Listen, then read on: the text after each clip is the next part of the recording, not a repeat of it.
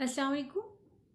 मैं हूँ आपके साथ मानुषा सैदी और आप लोगों का बहुत ज़्यादा शुक्रिया हमेशा की तरह। जैसे कि आप लोग मुझे इतना ज़्यादा सपोर्ट करते हैं, इतने अच्छे अच्छे कमेंट करते हैं, उसके लिए दिल की गहराइयों से शुक्रिया। आज हम जिस टॉपिक पर बात करेंगे वो टॉपिक ये है कि अगर आपको ये लगता है कि आप किसी जगह पर जाते हैं, कोई आपकी कदर नहीं करता, कोई आपको उस तरीके से रिस्पेक्ट, आपका एहतराम और आपको वैल्यू नहीं देता, तो हमें क्या करना चाहिए। जिस तरह से आप मुझे अच्छे अच्छे कमेंट करते हैं, करते रहा करें, बहुत अच्छा लगता है। और जब आप इतना ज़्यादा अप्रिशिएट करते हैं, आप यकीन करें बहुत ही अच्छा लगता है। अगेन आपका बहुत ज़्यादा शुक्रिया और दिल की गहराइयों से एक दफ़ा फिर शुक्रिया। इसी तरह सपोर्ट करते रहा करें और अच्छे अच्छे कमेंट कर दिया करें।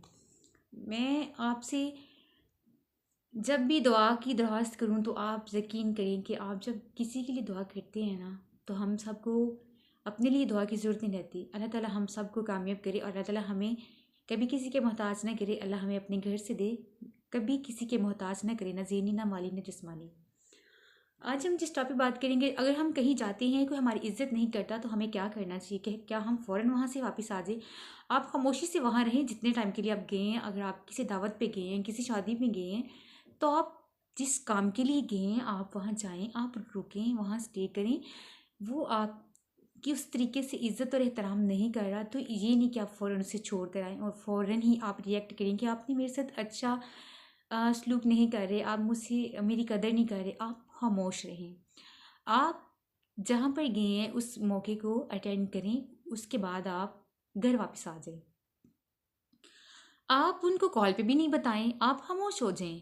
आपको जहाँ पर लगता है कि आपके लोग कदर नहीं करते, आप कुछ टाइम के लिए वहाँ जाना कम कर दें। जब लगे कि वाकया ही कोई आपको बुलाता है, आपकी इतनी रिस्पेक्ट करता है, आपको आपकी इज्जत करता है, तो आप फिर जाएं।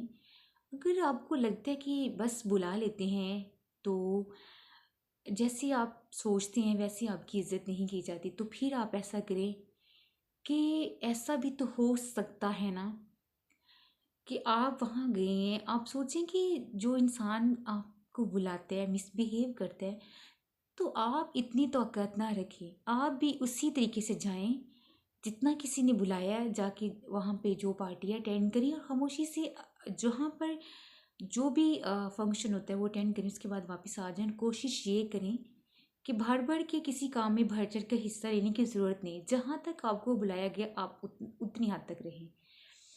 कोई इंसान जब कदर और एहतराम नहीं करता तो यकीन करें वहाँ पर तो हमारे प्यारे नबी करीम सल्लल्लाहु अलैहि वसल्लम का हुक्म है कि जब मेहमान आ जाए तो उसकी इज्जत करो। और हम लोग जो है ना, हम पता नहीं अब किस किस तरह के हमारे माइंड सेट हो गए हैं। अमीर आए तो उसके लिए और चीज़ें हैं, गरीब आए तो उसके लिए और इज्जत एहतराम है।